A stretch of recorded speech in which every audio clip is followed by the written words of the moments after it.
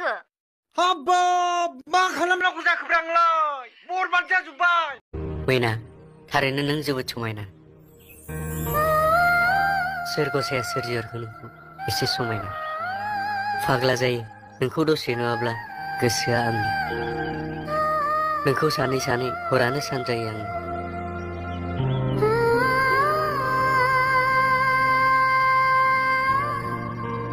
गोसो जायो नोंनि सेराव थानानै रायज्लायबाय थानो, नाथाय नों जाबाय राव रायलायनो रोङै सासे बबे।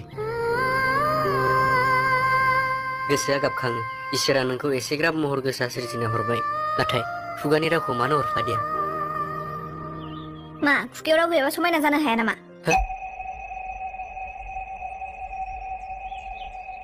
मैना, ओइ मैना, नों माबाफोर होनदों नामा? मा आं रायलायनो मोना नामा? ओइ मैना, नों राव होदों? नों रायलायनो रोंगौ?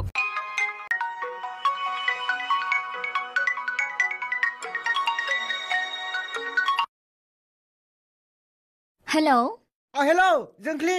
मा जाखो? हाबाब मा खालामनांगौ जाखोब्रा आंलाय बरबाद जाजोब्बाय। नोंनि फिसायखौ ब्लेकमेलिं खालामबाय दङ। आं धंस जानोसै सरां, धंस जाजोबनोसै। नोंनि फिसायखौ नोङो रुवाजों देथारना दोन, नङाबा एन्जर मुलि होनानै फुथारदो, नङाबा आं बरबाद जाजोब्बाय सना। नों बे खामानिखौ थाब मावदोलै सना, थाब मावदो।